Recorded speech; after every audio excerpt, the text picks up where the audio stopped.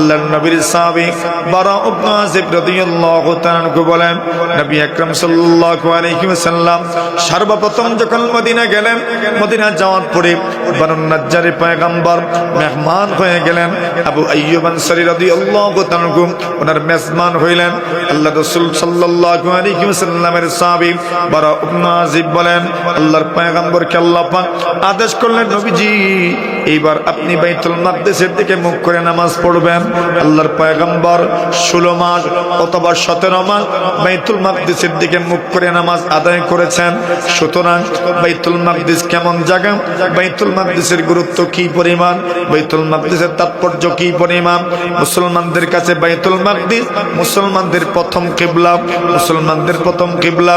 নবী আকরাম সাল্লাল্লাহু আলাইহি ওয়াসাল্লাম বলেন, কিয়ামতের আলামত কি কি? আল্লাহর পয়গম্বর বলেন, উহুদ সিত্তাম বাইনা ইয়াদাইস সাআ। আল্লাহ রাসূল বলেন, সাহাবীরা রে আমার, মৃত্যুর আগে কিয়ামতের আগে 6টা জিনিস তোমরা গুনে গুনে রাখতে পারো। এর মধ্যে একটা বলছেন, আল্লাহ রাসূল বলছেন ফাতহু বাইতুল মাকদিস।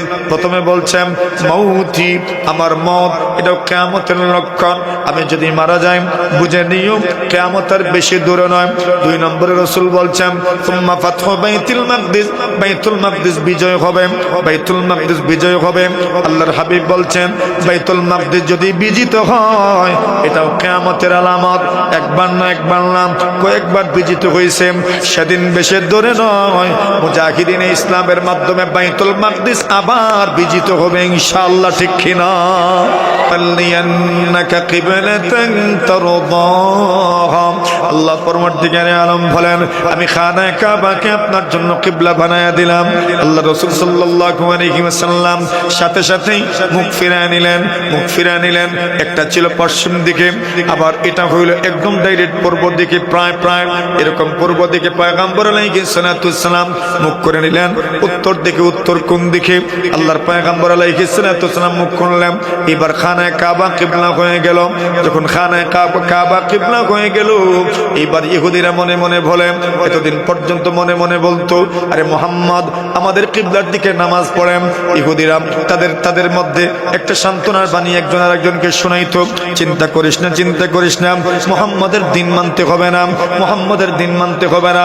সেদিন বেশি দূরে নয় যেই দিন মুহাম্মদ আস্তে আস্তে আমাদের ইহুদি ধর্মই কবুল করে নিবে। জোরে বলেন নাউজুবিল্লাহ।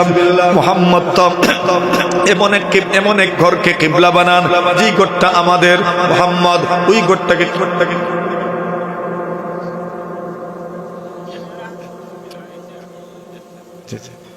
আল্লাহ রাসূল সাল্লাল্লাহু আলাইহি ওয়াসাল্লাম বাইতুল মাকদিসের দিকে মুখ করে নামাজ পড়েন। আর মদিনার ইহুদিরা মনে মনে বলে, আচ্ছা মুহাম্মদ তো আমাদের কিবলাকেই কিবলা বানিয়েছেন, তো বেশি দিন যাবে না মুহাম্মদ আমাদের দ্বীনই কবুল করবেন। নাউজুবিল্লাহ বলেন। তারা এই মন কলা খাচ্ছিল। যখন কিবলা পরিবর্তন হইল, ইহুদিরা বলতে লাগলো, দেখেছো অবস্থা, এতদিন মুহাম্মদ খানায় আপনার বাইতুল মাকদিসের দিকে মুখ করে নামাজ পড়লো, এখন কিবলা পরিবর্তন করছে। এরা তাদের ইহুদিদেরকে বলতে লাগলো, আরে আরে দেখছো মুহাম্মদ কিবলাই ঠিক করতে পারে না, তার দিন ওই ঠিকবে কতদিন? নাউজুবিল্লাহ জুরে বলেন। আর ওরা তো জানে না এটাই যে চূড়ান্ত সিদ্ধান্ত। আল্লাহ তাআলা কিবলা পরিবর্তন করে দিলেন। ইহুদিদের কিবলার দিকে আল্লাহ তাআলা নবীজিকে নামাজ পড়ার কথা এই জন্য বলছিলেন, যাতে করে ইহুদিরা বুঝতে পারে যে এই দিন নতুন কোনো দিন নয়। যেই আল্লাহ ইহুদিদেরকে বাইতুল মাকদিসের দিকে মুখ করে নামাজ পড়ার কথা বলছেন, সেই আল্লাহ মুহাম্মদুর রাসূল সাল্লাল্লাহু আলাইহি ওয়াসাল্লামকে আল্লাহর এই জমিনের মধ্যে রাসূল এবং নবী বানিয়ে প্রেরণ করেছেন। এই কথাটা বোঝার জন্য আল্লাহ তাআলা রাসূলকে বাইতুল মাকদিসের দিকে মুখ করে নামাজ পড়ার কথা বলছিলেন। তবে আমাদের বুঝে আসলো বাইতুল মাকদিস এমন একটা স্থান যেটা আমাদের প্রথম কিবলা ছিল, ঠিক না? ঠিক। আচ্ছা, বাইতুল মাকদিস আমাদের প্রথম কিবলা ছিল, এই কথাটা বোঝার পরে এবার একটা গুরুত্বপূর্ণ তথ্য আপনাদেরকে শোনাই। আল্লাহর রাসূল সাল্লাল্লাহু আলাইহি ওয়াসাল্লাম বলেন, বাইতুল মাকদিস এবং তার আশপাশ এত গুরুত্বপূর্ণ এবং এত বরকতপূর্ণ ছিল যে এমনকি নবী রাসূলরা পর্যন্ত এই জায়গাতে দাফন হওয়ার জন্য আল্লাহর কাছে দরখাস্ত করতেন। হাজার হাজার নবী রাসূল এদের দাওয়াতি কার্যক্রম এই জায়গাতেই আল্লাহ তাআলা পরিচালিত করেছেন।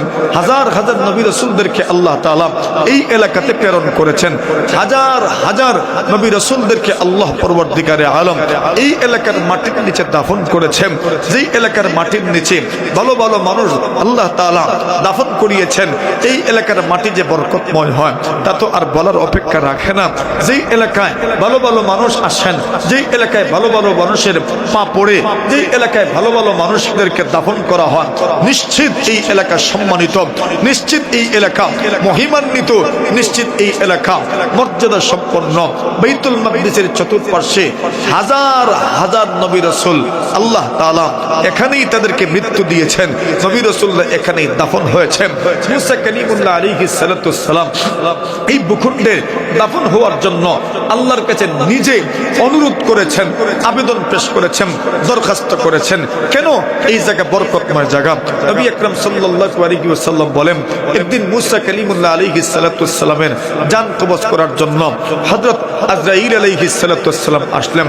জান কবজ করার ফেরেশতা যিনি, ওনার নাম তো কি ভাই? আজরাইল আলাইহিস সালাতু ওয়াস সালাম। আজরাইল আলাইহিস সালাতু ওয়াস সালাম জান কবজ করার জন্য আসছেন মুসা কালিমুল্লাহ আলাইহিস সালাতু ওয়াস সালামের কাছে। মুসা নবী ওই সময় খুব পেরেশান ছিলেন। পেরেশান কোন ব্যাপারে? দাওয়াতি কার্যক্রম সুন্দরভাবে পরিচালনা করার জন্য একটা রুট ম্যাপ উনি তৈরি করেছেন। কেন? যেই জাতির কাছে উনি প্রেরিত হয়েছেন এদের চাইতে খারাপ দুনিয়াতে আর কেউ নেই। এদের নাম হইল বনি ইসরাইল। ওই ইটার থেকে এর নাম রাখছে ইসরাইল। ওই বনি ইসরাইল থেকে নাম কি রাখছে?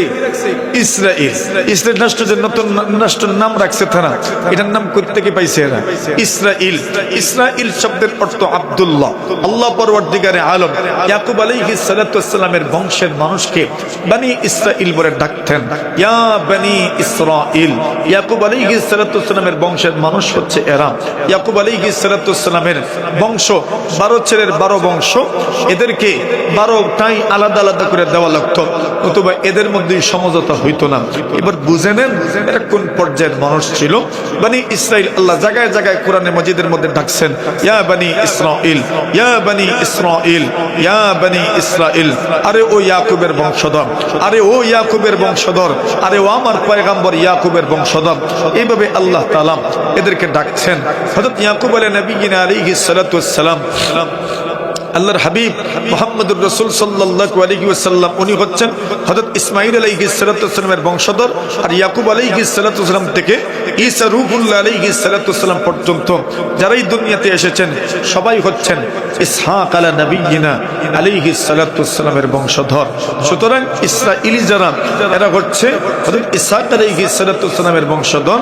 তাহলে বনু ইসরাঈল ইয়াকুব আলাইহিস সালাতু ওয়াস সালামের বংশধর যারা এরা হচ্ছে বনু ইসরাঈল। মুসা কালিমুল্লাহ আলাইহিস সালাতু ওয়াস সালাম এদেরকে যুদ্ধের ময়দানে নিয়ে যাওয়ার জন্য বলতেন। এরা বলতো আমরা যুদ্ধে যাইতাম পারতাম না, তুমি আর তোমার আল্লাহ যাওগি। নাউজুবিল্লাহ জোরে কও। বুঝছেন? দেখছেন এদের অবস্থা?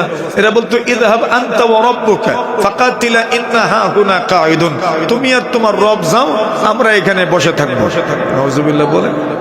আল্লাহ রাসূল সাল্লাল্লাহু আলাইহি ওয়াসাল্লামকে সাহাবায়ে কেরাম বলেন, হে রাসূল, বনি ইসরাইল যেভাবে মুসা নবীকে বলছে তুমি আর তোমার রব গিয়ে যুদ্ধ করো, আমরা আপনাকে এইভাবে বলবো না। আমরা আপনার সামনে যুদ্ধ করব, পিছন থেকে যুদ্ধ করব, ডান দিক থেকে যুদ্ধ করব, বাম দিক থেকে যুদ্ধ করব। আপনাকে একা রেখে যাব না, সর্বকিছু দিয়ে আপনার সাথে থাকবো আর আপনার পক্ষে যুদ্ধ করব। সুবহানাল্লাহ বলে।